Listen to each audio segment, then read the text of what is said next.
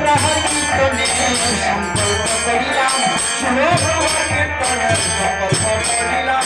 নাম গান কীর্তন হবে, নাম গান কীর্তন হবে, নাম গান কীর্তন হবে, নাম গান কীর্তন হবে। শ্রীকৃষ্ণের নাম গান করিবে নয়া সাধন, কৃষ্ণের নাম গান করিবে নয়া সাধন। শ্রীকেশ ভারত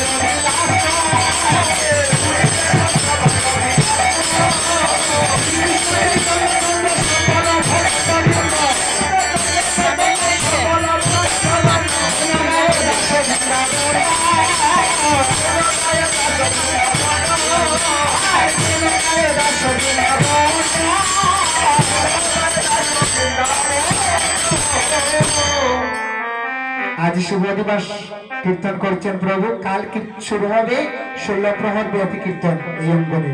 তো সংকল্পটা হচ্ছে নাম নাম কীর্তন হবে। সমস্ত কীর্তনীয়গণকে হুঁশিয়ার করে দিলেন যে এই সংকল্প হচ্ছে যে কীর্তনের মধ্যে নাম ভঙ্গ হতে পারবে না, নাম ভঙ্গ হলে সংকল্প নষ্ট হবে।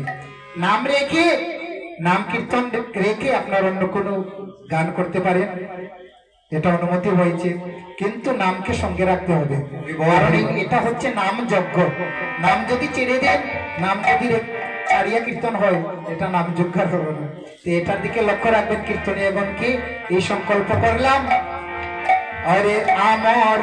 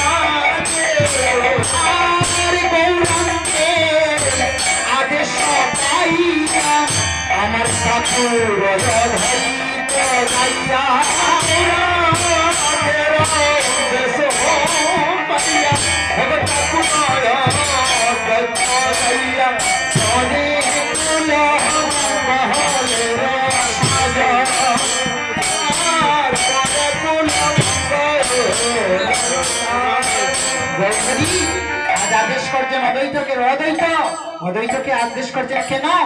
অদ্বৈতের মতো ভালো নৃত্য আর কেউ করতে পারে না, কারণ উনি ছিলেন দ্বাপর যুগে দেবাদিদেব মহাদেব। আদেশ করছেন অদ্বৈত, তুমি অধিবাস কীর্তনে মৃদঙ্গটা তুমি সাজ করো। অদ্বৈত অদ্বৈত ভুল করে রে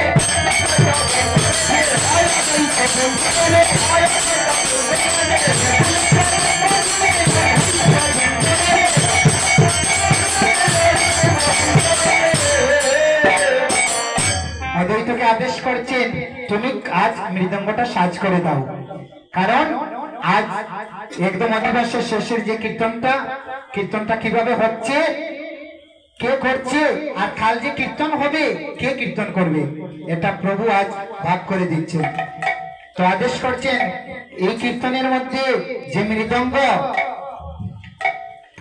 মৃদঙ্গটা তুমি সাজ করো। কাকে আদেশ করছেন? বুড়ো গোসাইকে, অদ্বৈতকে আদেশ করছেন।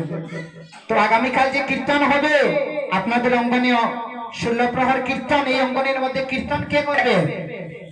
এই যে 16 প্রহর কীর্তন হচ্ছে, কীর্তনের মধ্যে ক্যাশিয়ারের দায়িত্ব কে, প্রেসিডেন্টের দায়িত্ব কে, জলের দায়িত্ব কার, সবার একটা দায়িত্ব আছে না দাদা? তো কীর্তনের মধ্যে মহাপ্রভু ভাগ করে দিচ্ছেন, এটা যদি ভাগ না করা হয় সুন্দরভাবে হবে না। তাই বলছেন শোনো, আগামীকাল যে কীর্তন হবে গোবিন্দকে আদেশ করছেন, অগোবিন্দ তোমাকে আদেশ করলাম এই 16 প্রহর কীর্তনে তুমি মৃদঙ্গ বাজিয়ে, অগোবিন্দ তুমি মৃদঙ্গ বাজিয়ে কীর্তনের মধ্যে ভক্তের মনে আনন্দ দান করবে। তাই গোবিন্দকে বলছেন, অগোবিন্দ গোবিন্দ মৃদঙ্গ লইয়া বাজাটা বাজাইয়া লইয়া,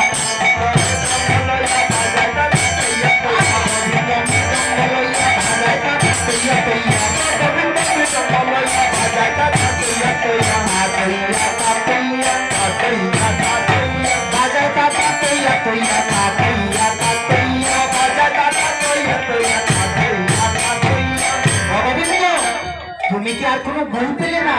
তুমি তাতইয়া এটা কি বাজাচ্ছ?